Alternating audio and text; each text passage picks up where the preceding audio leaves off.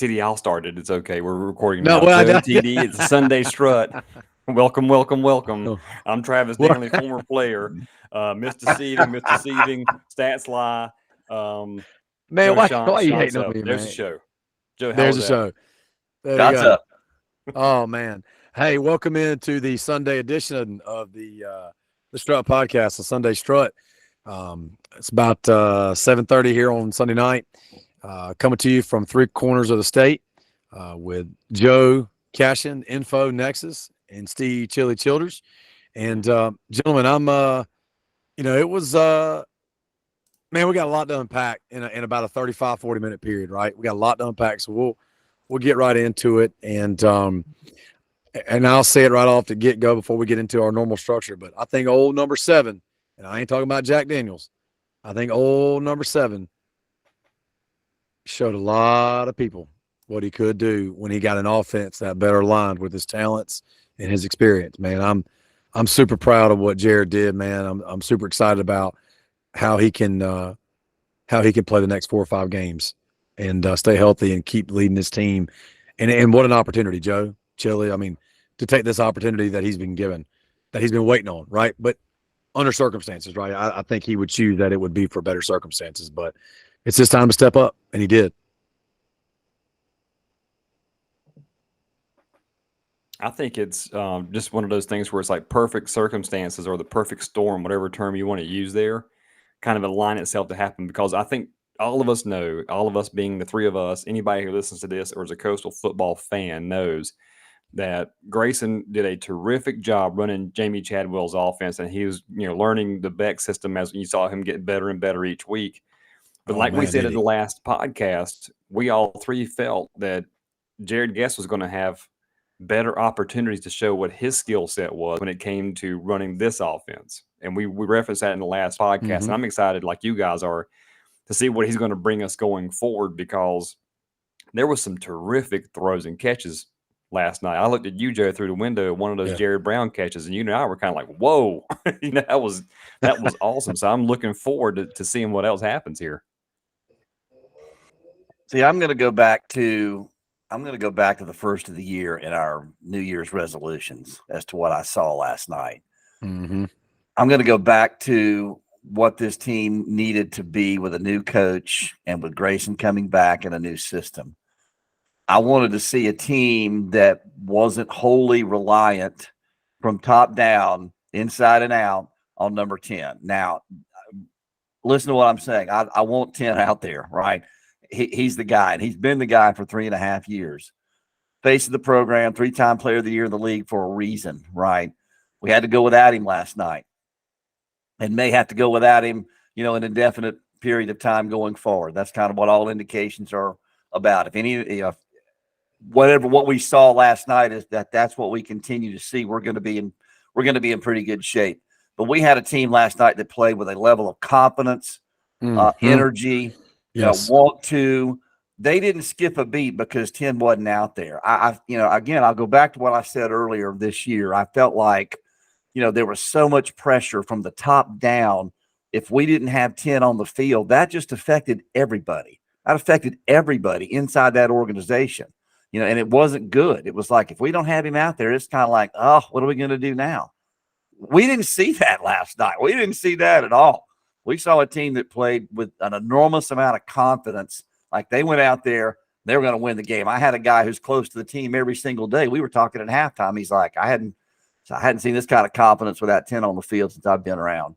And I'm like, yeah, that's exactly right. Right. I mean, we 27-6 at halftime. No game pressure whatsoever in that game from Marshall. Mm-mm.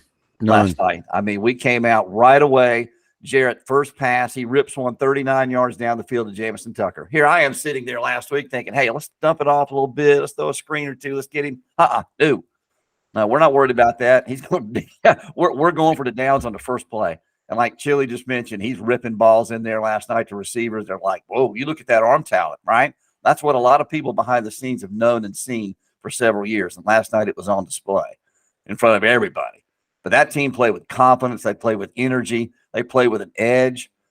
We missed 10, and we're going to miss him going forward, however long that is. But we're now at a place where, hey, next man up. If it's Jared Guest, we're going to go out there and get after you. That's what that team did last night. It was so much fun to watch. Again, hey, I tell you what, the thing I enjoyed was watching 10 engage and interact with the team, right? He didn't get over there. He didn't get sometimes you see this, right? As a former player, you get over there and you see a guy in a hoodie and he's all sideways and he's kind of moping around and he's looking up in the stand. Didn't do that, man. And somebody saw the picture at the end of the night where, he took a picture of Maddox and I talked to him for 5 or 10 minutes. I told him I was proud of him, man. I was told him proud of the way that he handled himself on the sideline, how he's engaged. Told him, hey, his health is more important in this game, right? This game is just a game, period. But his health is more important. Whatever's going on, that's more important. The excitement I had was largest crowd in school history, brand name opponent. We held them to 2 field goals. I know we're going to unpack a lot of this, but they didn't scratch 300 yards of offense, right? This is the same team that went 3.5 quarters of, unless, Joe, I know you look at your stats, unless I'm looking at the team stats wrong on our website. No, you're right. You're absolutely right. They 283. They didn't scratch 300 yards of offense. And this is a team that just a week ago was in an absolute dogfight with JMU, no pun intended, where it was a 3-2 ball game at the beginning of the fourth quarter, if I remember correctly, right? And here we come out, and Jared Guest accounts for 3 touchdowns, and then we get Vasco in the game. How about Blake Bodie? I got to see Blake Bodie in the game, And then we had our 2nd deep and 3 deep on offense and deep. If I'd have told you Wednesday, Thursday, Friday before this game that you'd see some 2 deep guys on offense and defense, and maybe some even 3 deep guys towards the very end of the fourth quarter get out there, you'd be like, oh, were we getting beat that bad, or were we winning that bad? It was that, like you said, the arm talent. We saw that in a very small sample size at Duquesne, right? And everybody's like, oh, it's Duquesne. And we said it right on this podcast. I don't care if it's Duquesne, Duke, or Bama. I don't care. He threw that post on a frozen rope versus Duquesne. It didn't matter. Nobody was going to catch that ball. Nobody was going to defend that ball, intercept that ball. But the defense, 5 turnovers. That's the thing I'm going to talk about tonight. I know the main storyline is Jared Guest, and McCall. But if we don't talk about this defense held them to 280. What was it, Joe? 200 total, 283 yards? 283. 283, y'all. I'd like to get y'all's thoughts on that. Before we get into the offense, I think we need to talk about this defense and what we've done the last couple of weeks, man. Well, we got to talk about it. Talk about defense in some way when we get to it. So, Joe, you want to go ahead and start? Got to. Joe, I'd love to hear your thoughts on it, man. Well, we've got some guys out there that can go. It's clear that we can play some defense and get people off the field. You force 5 turnovers. That's 7 in 2 weeks that we've been able to force. That's the key to winning. That's a big key to winning. When we lost to Georgia State, Georgia Southern, we got 1 turnover, right? And that was a gift. The Georgia State punter just said, here, I don't want the ball. You guys take it, right? Only turnover in those 2 games. We lost both those games. The last 2 weeks, big time turnovers. We won the turnover battle in each of the last 3 games. And guess what? We've won those 3 games. Defense was just fantastic last night. The 4 picks, Michael Mason with the sack fumble right there on the 1-yard line. It's just guys breaking up passes. We're getting pressure on the quarterback, moving Fancher around, held Rasheen Ali. He didn't even get, what did he get, Joe? He got less than 80 yards, I thought. Hold on. I'll tell you. I got it right here. He got 52 yards on 12 carries, right? 52 on 12. Wow. So, people were worried about him, but he's a great running back, next level guy, but our defense is right there. When you play good defense and get stops, you win games. You turn people over, you win games. And it was as simple as that. And I thought a big, if there was a key sequence in the game where there might have been some game pressure applied, it's when Jared Brown muffed the punt. They started deep in our end, and we held them to a field goal. Instead of it being 13-7 and maybe starting to feel a little game pressure, it's only 13-3. We come right back and score. And it's like, man, great job by our defense. Our defense has given up 23 points in the last 2 weeks. That's the fewest in back-to-back weeks in conference games since 2020, by the way. So it's, the other thing is, too, I saw more Joe, and I think you touched on it. And Chill, you and I talked about it when we were watching the game. There was just more edge. And I don't mean like edge around the corner edge. I mean, there was just an edge that everybody played 2 inches taller and 15 pounds heavier and a half a second faster. I know that sounds crazy for those who don't understand that. They played bigger than what they were, man. And we're not a small team, but we just played bigger, faster, stronger. And it has a lot to do with confidence, Chili. I think it has a lot to do with confidence, Joe, that this team, it took them the first 6 or 7 games to do what they needed to do. Now, instead of having to think about what they're doing offensively and defensively, they're doing it, right? It's reactionary, right? It's not they're having to go, okay, wait a minute. They're coming out in trips. Okay, this is a read. This is what Coach Niver talked about. That now they come out in trips. Nope, I know what I'm doing. I know what I'm doing. I'm gonna reposition or deke the offensive player out to think I'm doing something else, because we actually got them confused on a number of plays throughout the course of the evening. And I want to touch on a stat real quick. Touch it on defense. In downs to convert, Marshall was 6 of 18. Third and fourth down, 6 of 18. That's massive, man. That is absolutely massive. We got 2 sacks on them, but probably, I don't know, man, 7 or 8, 9 good pressures too. And y'all know they keep that stat, but they don't see it here. But that's a stat too to think about, is how many times did we not get to him but almost get to him, which caused an incomplete pass. They had a lot of drop balls last night, and I'll tell you what, a lot of drop balls came after. I think they were hearing some footsteps towards the late second quarter and third quarter. There was some balls that were behind, but there were a few catches that who made the play, Chili, Joe, on the Marshall sideline? It was like about a 5-yard out, convert, first down, was a tight end. I think it was one of our safeties or nickel back. I couldn't see the number. He absolutely smoked that kid. We thought it was a fumble. Remember, I thought it was Chili. We thought it was a catch fumble. Who was that? I was trying to think about who that was, but that right there was another example, gentlemen, of we were just putting a hat on the ball all night. I know what you're talking about. I can't recall the player myself right now offhand. I've got the stats pulled up, and that doesn't come up in the stats like that. So I don't see who that person was, but I know exactly what you're talking about. Well, just comic relief a little bit. I'd like to go back to one stat that I feel like we owe somebody something. Joe Chill, we owe somebody something. Kyrie that might have been Juwan Powell. Juwan Powell. I think you're right. Juwan Powell, because he had a PBO. Tobias had one, and so did Teokin. He had one. I'm sorry, Treelon Slade had one too. Kind of late in the game. Might have been Juwan that lit somebody up, because he can light somebody up. If I could I had to go back and look at the tape. Yeah, I'm trying to pull it up on NFL Network. I'd like to add one thing though.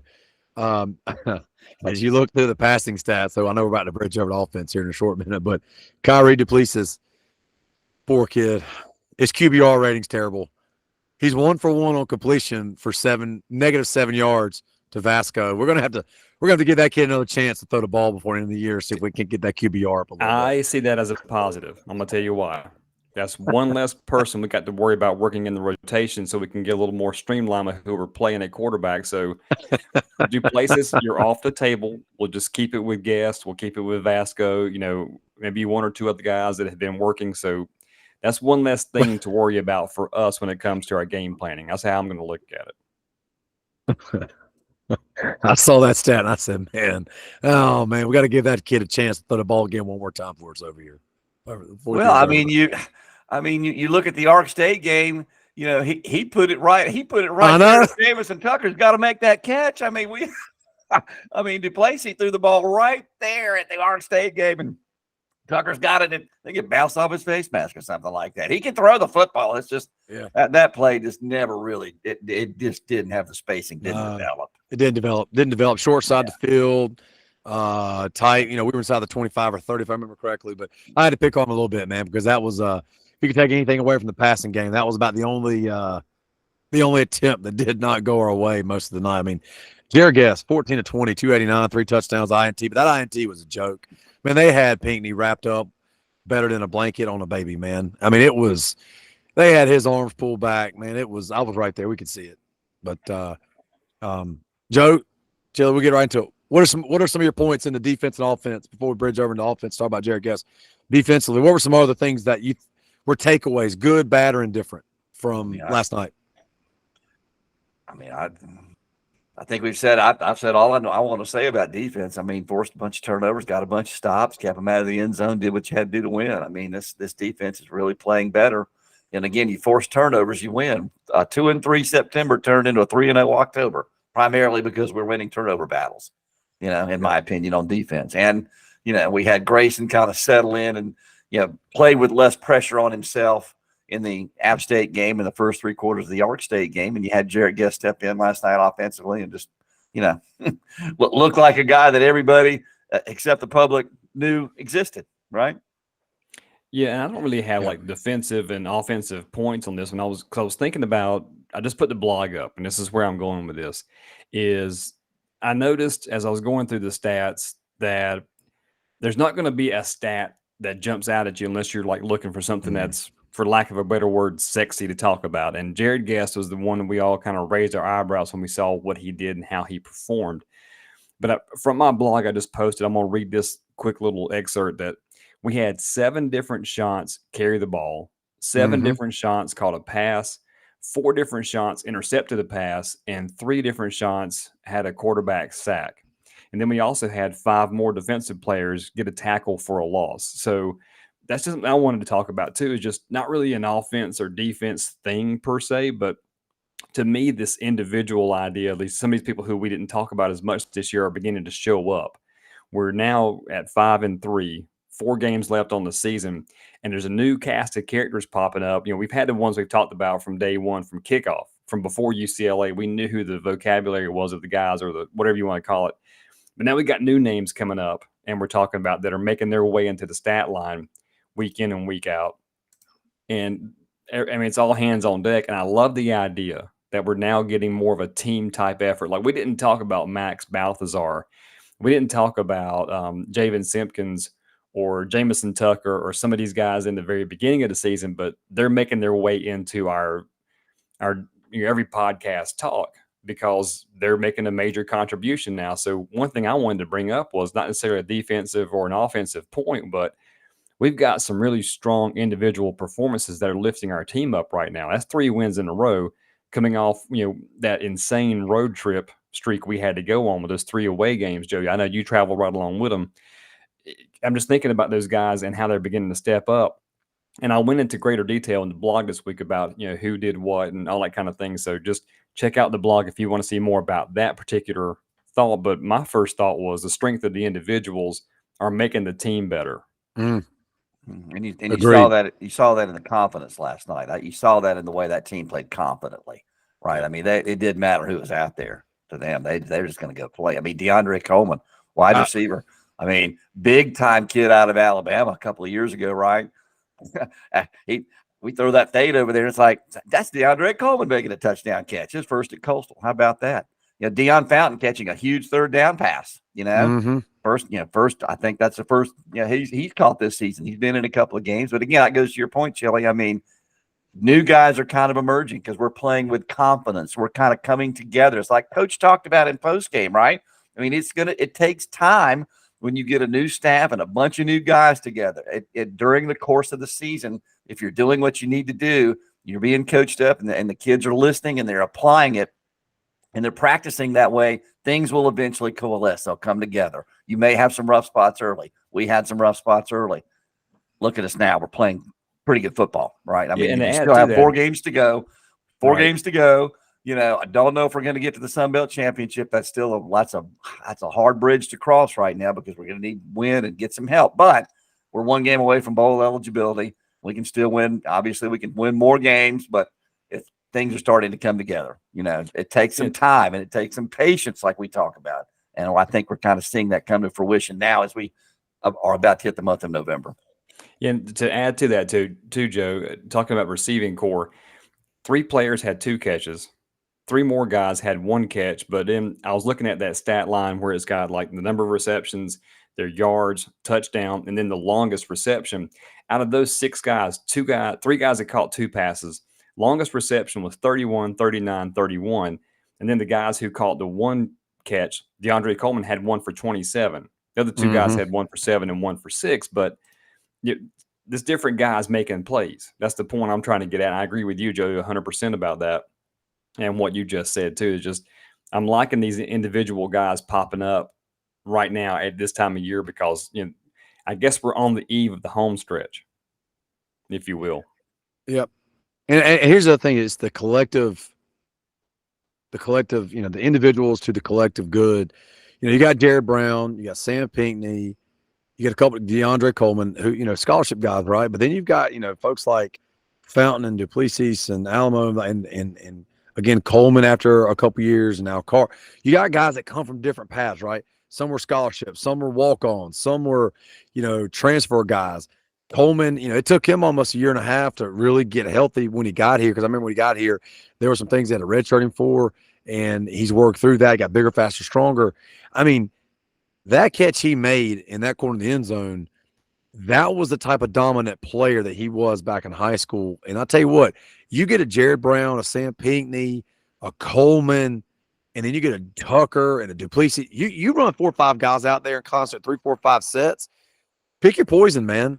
Pick your poison, right? There's no just one person making it. And to Joe, to your point, Ken's not having to carry the load even prior to his injury. Right now, Seven's job is to facilitate and distribute, right? Get the ball. And then how about when he broke containment and got out of the pocket? Everybody's like, he's not really much of a runner quarterback. That joker looked as swift as a daggum 3-year-old doe running across the cornfield, son. He was getting it, son.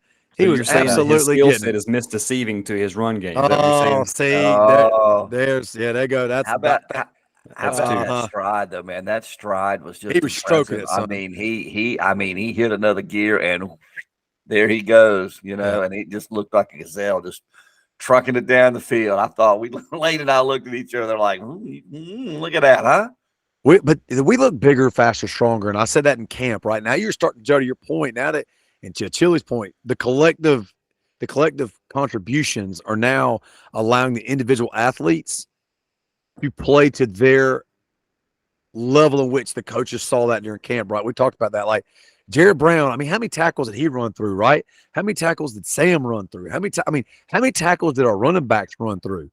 And this was a front seven that we discussed during a weekly pod. That's one of the best front sevens in the Sun Belt. Quite frankly, one of the better front sevens, probably in the top 50 in the country. It never seemed in doubt, man. There was never a moment where you're like, all right, we can't move the ball 3 yards. Whereas about 5 weeks ago, it was like, ooh, let's just get 3 yards. Now it was like, oh, we only got 3 yards.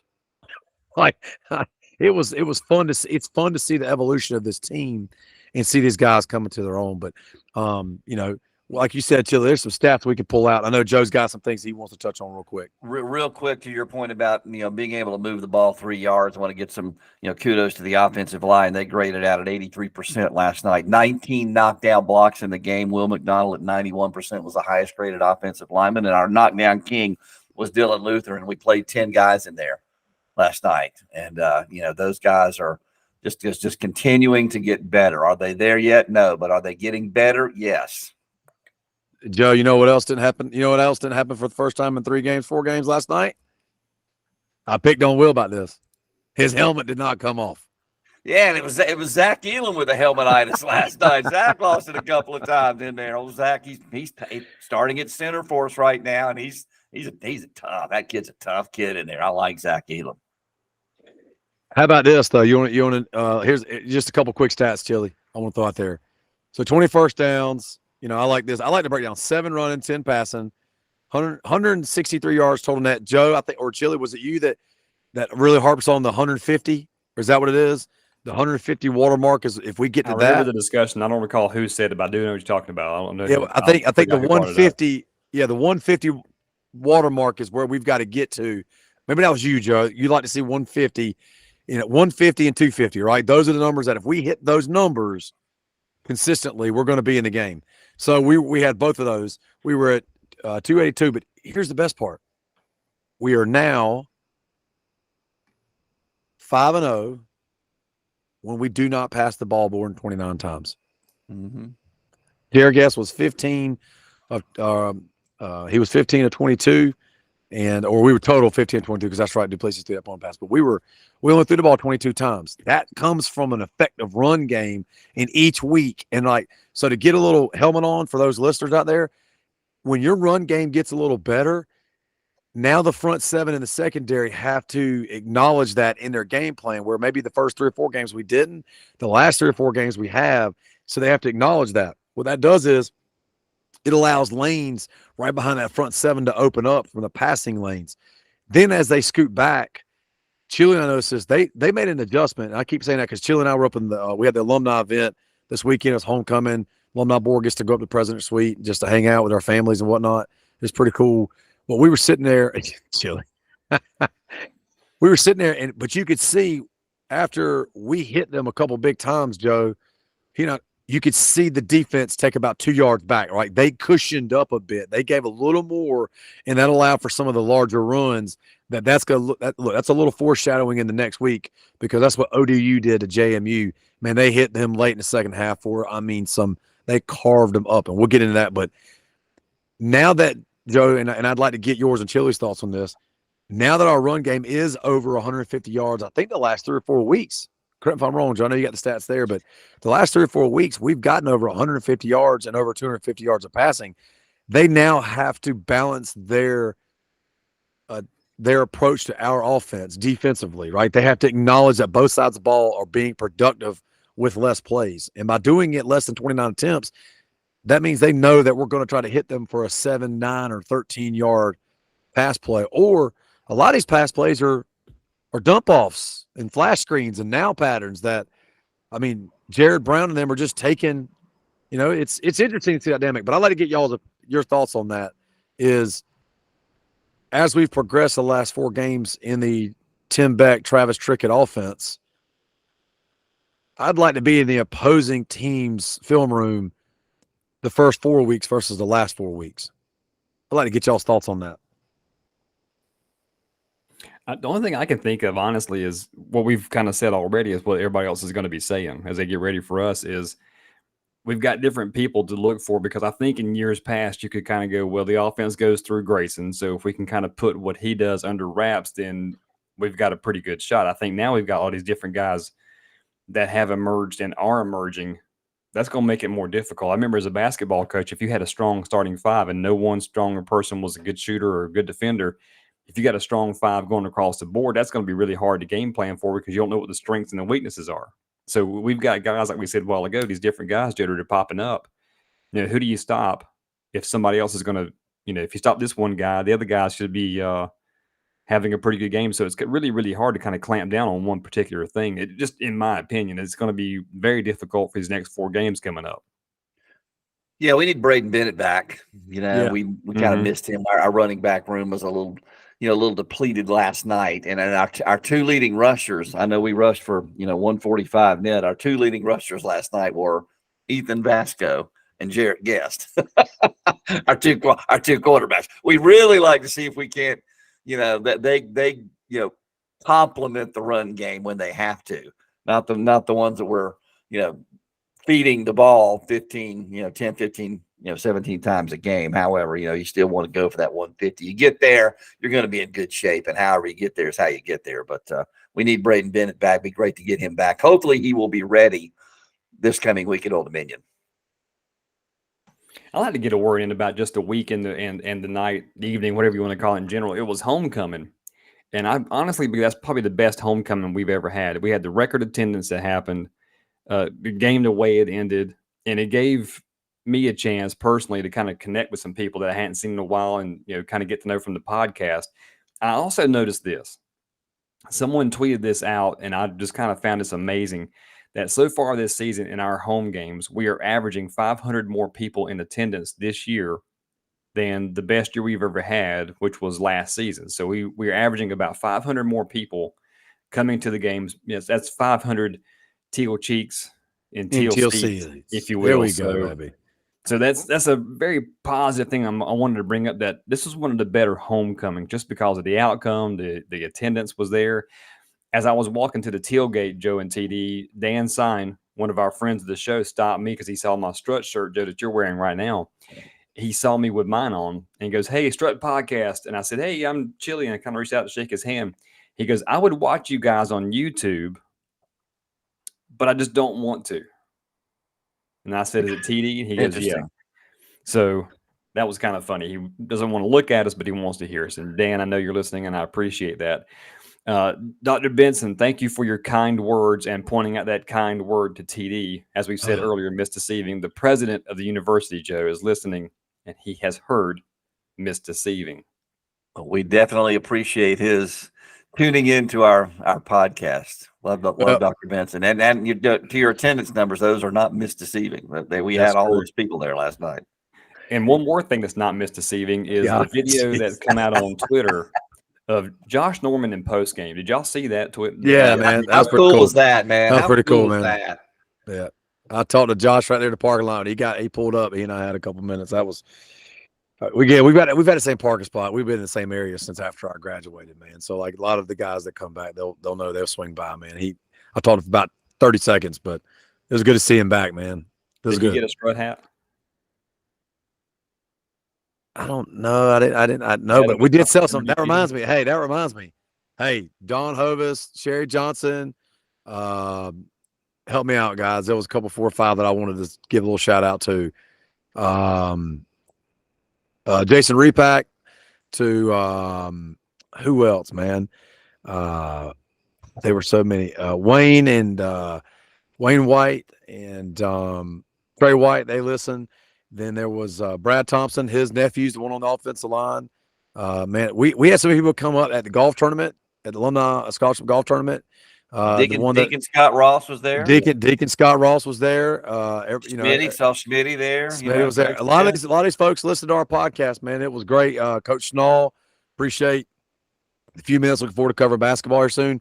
Matt Hurt, basketball operations. He was at the Teal Town. He and I spoke for a few minutes. He's real excited to learn that we're going to be covering a team later this year. And they all listened to the podcast already. So, again, just very grateful for those that show the support of the podcast. Again, we're giving some shout outs. We're name dropping because, we appreciate it. We appreciate it, man. We absolutely appreciate it. Also to law enforcement at the stadium, because y'all had your hands full with, almost 22,000 fans there. Student section, man, great job. Student section turned out. And to the Marshall fans, look, the ones that live here in Myrtle, the ones that drove in, flew in, however you got here, kudos to y'all, man. Y'all turned out as well. It was a great atmosphere. That's what you want to see. Can we do it again versus Texas State, right? Let's have that. Can we have that same atmosphere versus Texas State? Well, speaking of great atmosphere, Joe is creating great atmosphere for himself and his Sun Belt pick'em week in and week out. Joe, you went 5-2, and TD and I went 3-4 each. We all missed Georgia State, Georgia Southern. Joe, you were sitting by yourself picking classless State over Monroe. We all got JMU beating ODU, but man, that was a close one. Yeah. App State sweating that one out, man. App State defeating Southern Miss. We all called. We almost missed that one. Yeah, we did. Almost missed that one. Yep. We almost did, man. I tell you what, I said it before we started recording. Dude, if he loses that game, look, I'm never. But that some tough, real tough, acute conversations would have been had directly after that game. If they lose ULM on homecoming. And then the last one, Joe, you were by yourself in picking Troy, where TD and I had Texas State. So I go on the Bobcat bandwagon. I get knocked right back off the Bobcat bandwagon week in and week out. So I don't know what to do with Texas State at this point. Joe, you were 5-2. I jumped on the Georgia State bandwagon, and look what happened to me. I got bum rushed by the Eagles. Have y'all not noticed the only bandwagon we can really count on is our own bandwagon? That's it, man. That's it. No one circles the wagons better than the Strut podcast. No one circles the wagons. Fooey on the rest of them. What are the standings, Chili? Joe, How overall, big am I up now? What's my lead now? TD, don't you find it interesting that Joe wants to ask all these questions as we're about to wrap up and we get on this part? He wants to hear the numbers. So, Joe, You know, let I me just find go ahead and tell you the numbers since you're so anxious to hear it. I do find it interesting. Because the numbers are not misdeceiving. I promise you. There All you go. right, God almighty. Joe, Oh, you good are at Lord, 61 man, and I swear. 19. You have a 4-game lead over TD at 57 and 23, and I'm in last place with 54 and 26. But I am happy because I've got number 54. So Wait a minute, Chili, what am I at? What am I at now? What's my overall 57 record? and 23. You're 3 ahead of me, and And 4 Joe is behind what? Joe. Oh, Joe's man. 61 and 19. Joe, I need you to, whoever is on their bye week, I need you to Pick by. take the bye. Yeah, pick bye on those bye weeks over this week. That evil Hey, I laugh. tell you what though, man. Hey, we got the battle for the belt this week. Battle for the belt midweek game. Troy and South Dow. Battle for the belt. Yep. Y'all want me to do a I quick guess rundown what- of what's coming up and we'll wrap it up? Or Yes, let's All right, run it so, down and wrap it up. Thursday, we have South Alabama at Troy. Monroe travels to Southern Miss. The Culture man. will face Classless State. Kurt Signetti's cell phone travels to Hotlanta. The Good Guys travel to Old Dominion. Marshall goes to Crappalachian Stank. And Georgia Southern will travel to Texas State. I tell you what, there's going to be some separation. Good slate. I want to say this before we get there. For those that listen, there are some intriguing games this week that there's going to be and I'll say it, and we text about this. There's the who we think's going to win versus the who we want to win or need to win, I think is a better way of saying it. And, as much as we don't want JMU, to win out, we actually need them to beat Georgia State. That would be something to think about. They're going to drop one, man. They have flirted. Joe, you said it best before we got on. They flirted with losing the last 2 or 3 weeks. At some point, it's going to happen. It'll happen. It'll happen. It's definitely going to happen. Always does. You get tripped up somewhere along the way. Well, it's definitely going to happen by the last week of the season. It's definitely going to happen, but we need it to happen again before that. So, all right, guys. So I guess Sunday Strut number 7 is in the books. Let's get a shots up. Hey, shots up. Have a safe and happy Halloween. There you go. Shots up.